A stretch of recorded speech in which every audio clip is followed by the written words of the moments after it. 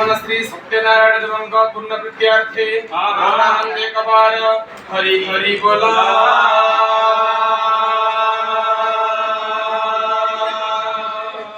बागबागिनी अभयप्रदायिनी संकटवासिनी मां सारणांग प्रीत्यार्थे बोल आनंदे कबार हरि हरि बोला।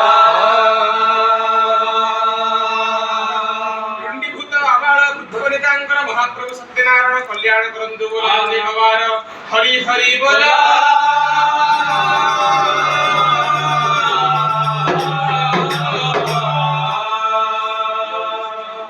इदानीं वयं सुसज्जितवस्त्रं धारयित्वा भवतः पुरतः ओडिसायाः एका प्रसिद्धा कला वर्तते तस्याः विषये प्रस्तोतुम् अभिलषामहे।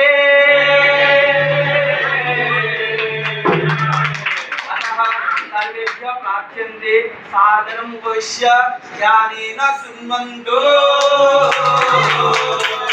वागर्थाविव सम्पृक्तो वागर्थ प्रतिपदये जगतः पितरौ वन्दे पार्वती परमेश्वरौ। वाग एवं अर्थर प्रतीक किए ना ईश्वर एवं पार्वती। सही ईश्वर किए ना देवदेव महादेव कैलासाधिरूढ़ वृषभाधिपति तांकु नमन करी तांको धर्मपत्नी माता पार्वती तांकु मध्य नमन करी वंदन करी अर्चना करी कीर्तन करी आमे हम कर्म पथरे हेबा अग्रसर।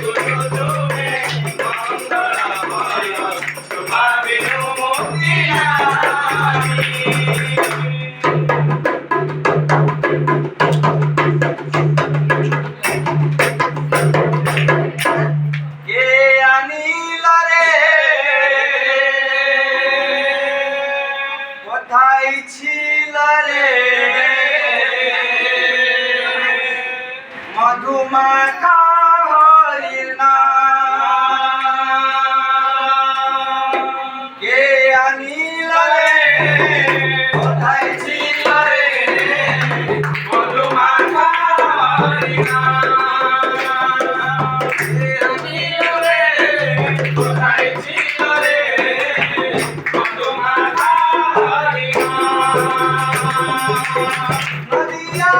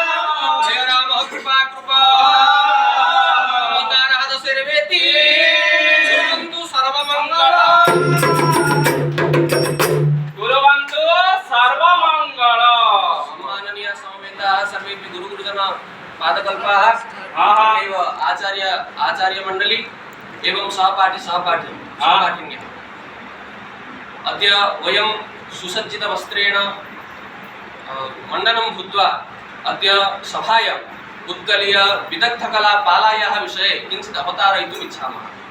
तर्हि आदौ सर्वेपि श्रद्धया शृण्वन्तु, इदानीं स्वस्थानम् अलङ्कुर्वन्तु इति प्रार्थयामि।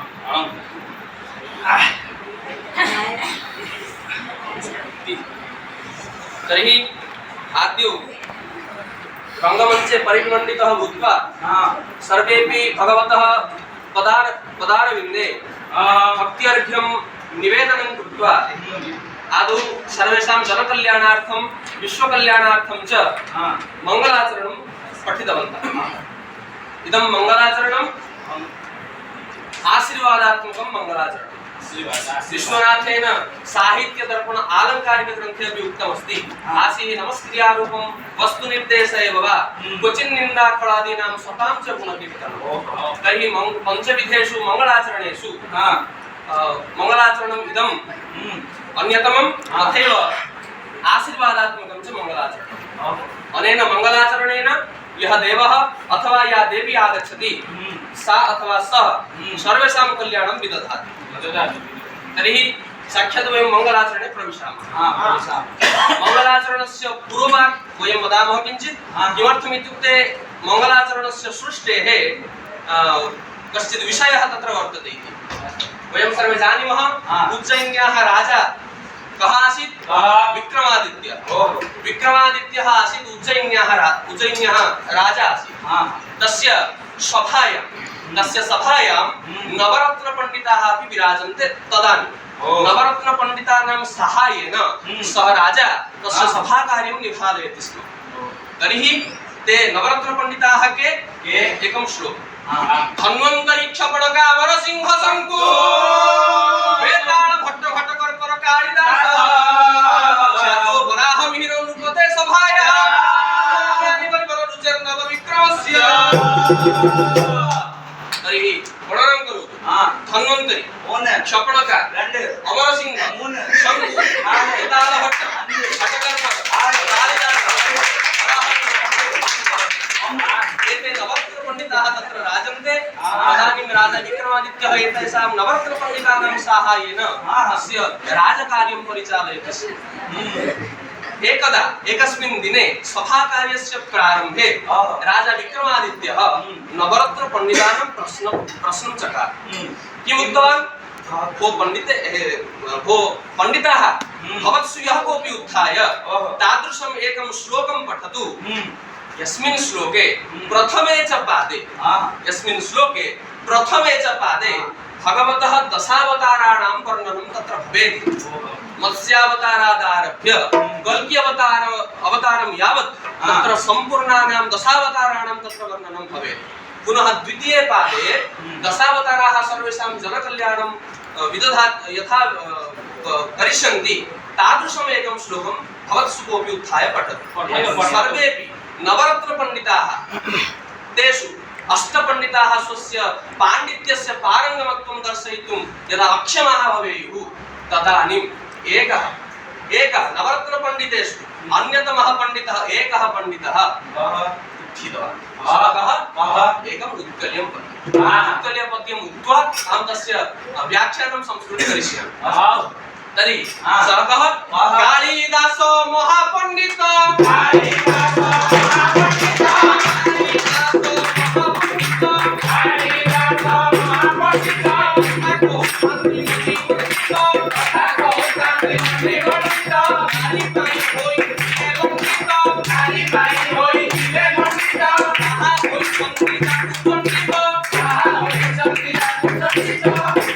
यदा सः कालिदासः स्वभार्यायाः कृते लण्डितमस्तकं भूत्वा एकदा भ्रमति स्म, तादृशः महान् पण्डितः कविकुलगुरुः महाकविः कालिदासः राजसभायाम् उत्थाय सः कालिदासः राजसभायां अमुं श्लोकम् उच्चरितवान्। वनजौ खर्व त्रयरामः कृपा कृपः। एतद् भवति श्लोकस्य प्रथमः पादः। तर्हि प्रथमे पादे भगवतः दशावताराणां वर्णनं तत्र अस्ति। कथमस्ति पश्यामः। वनजौ वनात् जायते इति वनजः तौ वनजौ। वन इत्युक्ते आद्यः प्रथमः च अर्थः भवति जलम्। जलात् जायते इति जलजः। वनजौ इत्यस्मिन् पदे अवतारद्वयं तत्र निहितमस्ति। कथमस्ति? आद्यं जलसम्पर्कितः अवतारः प्रथमः अवतारः। कः अवतारः? गीतगोविन्द महाकाव्यात् जयदेव रचिता एकं पद्यं। जयदेव जयदेवं जानाति? आम कः जयदेव? आम गाँ पान दुकानी जय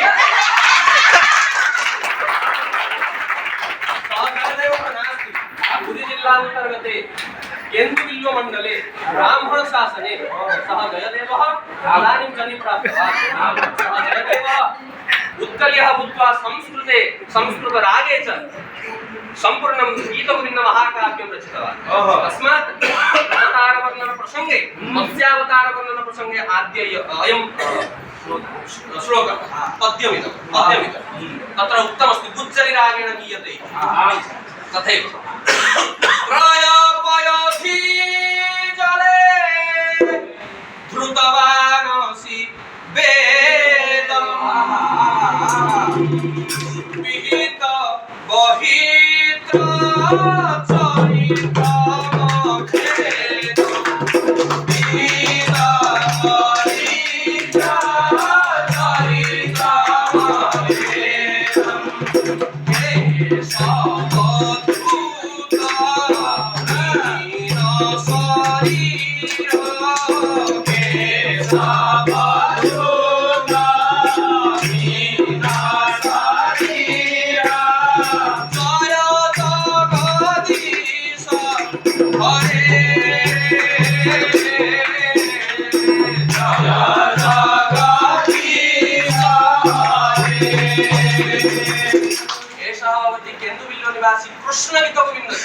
कृष्णस्य सम्पूर्णं किं लीलावतारं सः स्वीकृत्य कृष्णगीतगोविन्दं रचितवान्।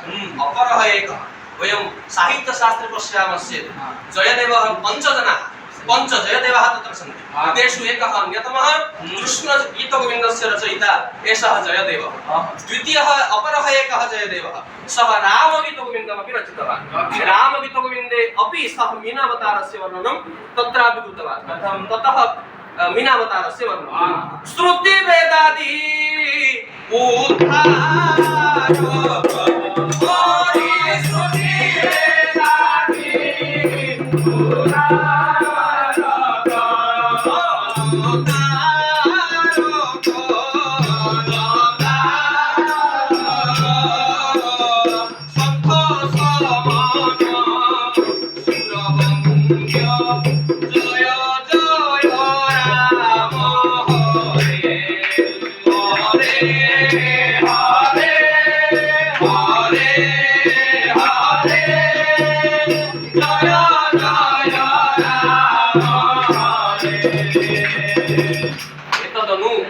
मीनावतारं लक्ष्यीकृत्य उत्कल विश्वविद्यालयस्य साहित्य विभागस्य अध्यक्षः डॉक्टर सुभाष चंद्र साहू महोदयेन प्रणति पञ्चाशिका इत्यस्मिन् पुस्तके 50 श्लोकानां समाहारं कृत्वा तत्रापि सः मीनावतारं वर्णितवान्। किमस्ति? प्रचण्डवेगोच्छलिताङ्गुरासि प्रसिद्ध वेगोग्र समग्र सिंहो प्रसिद्ध वेगोधरण प्रवीण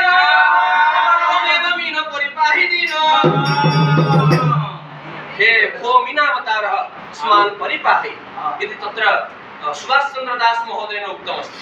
अपरम् एतदनु अन्यदेकं गीतम् एषः कविः वङ्गदेशीयः कविः शरतचन्द्र बन्दोपाध्याय महोदयः।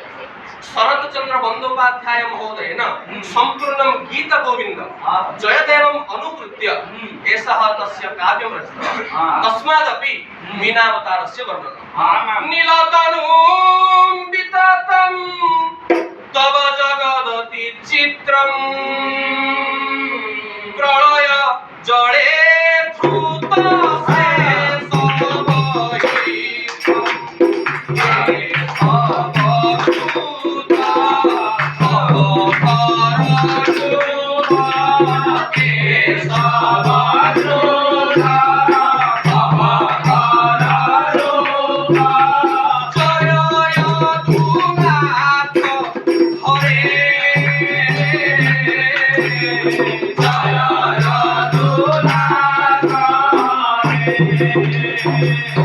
मीनावतारे भगवान् तत्र समुद्रे समुद्रात् शङ्खासुरं निधनं कृत्वा ततः वेद पुस्तकमानीय ब्रह्मणः हस्ते संस्थापितवान्। तादृशः दयालु आसीत् मीनावतारे। वनजौ इत्यत्र आरम्भे प्रथमः अवतारः मीनावतारः, द्वितीयं कूर्मावतारः अथवा कच्छपावतारः। क्षितिरति विपुलतरे तव तिष्ठति पृष्ठे धरणी धारणकीर्ण चक्रगरिष्ठे। जयदेवस्य मतानुसारं धरणीं स्वस्य पृष्ठे धारयित्वा समुद्रमन्थन समये देवतानां कृते समुद्रात् अमृतं सह स्वीकृत्य अमरा निर्जरा देवा इति नामं सह सार्थकीकृतवान्। तादृशः भवति कच्छपावतारः। समुद्रे अमृतमस्ति वा? अस्ति? नास्ति वा? भोजप्रबन्धे कालिदासेन उक्तमस्ति अब्धौ विधौ मधुमुखे फणिनां च कण्ठे स्वर्गे सुधा वसति बहुविबुधा वदन्ति क्षरात् क्षयात् प्रतिमूर्ता विशदन्तपाता। कण्ठे सुधा वसति वै भगवज्जनानां। तथैव तत्र उक्तमस्ति भोजप्रबन्धे अब्धौ। अब्धि इत्युक्ते समुद्र। समुद्रे अस्ति अमृतम्। कथम्? एकम् उत्कलीय पद्यमहं गास्यामि। सः यः कविः भवति सः पश्चिम उत्कलस्य कविः। पश्चिम उत्कलस्य कविः। पूर्वं प्रातः अस्माकं भगिन्यः सर्वेपि पश्चिम उत्कलस्य नृत्यं कृतवन्तः। तस्मात् एकं गीतं सः सम्बलपुरी महोदयतः पद्मश्री उपाधिमपि स्वीकृतवान्। तस्य किमपि तादृशम् उत्तमं पोषाकमपि नास्ति, उत्तमं वस्त्रमपि नास्ति। तादृशः सः महान् व्यक्ति। सः भवति हलधरनाग। एतद् भवति सम्बलपुरी वाद्यं। जानाति खलु सम्बलपुरी वाद्यं? दिग्गडवाद्यं।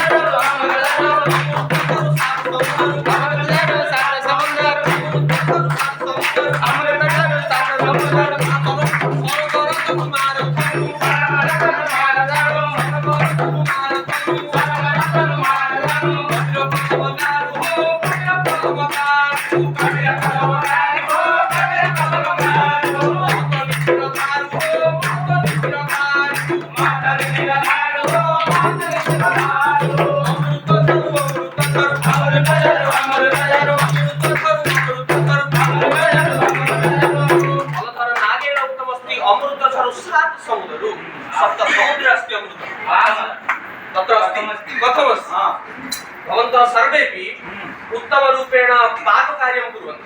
पाककार्ये सर्वाण्यपि वस्तूनि संस्थाप्य भवन्तः यथा पाकं कुर्वन्ति करिष्यन्ति, लवणं न संस्थापयन्ति चेत् कीदृशः भवति? समुद्रे अमृतमस्ति, लवणमेव अमृतम् इति हलधरनागस्य मतं। हलधरनागेन तत्र पुनः मारथनु मातृस्तने अस्ति अमृतम्। सः बालकान् शिशून् च स्तन्यपानं कारयति माता।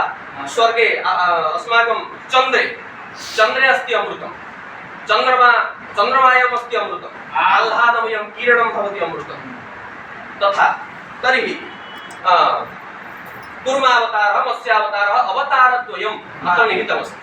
पुनः वनजौ प्रथमे वनजौ अवतारद्वयं जातः।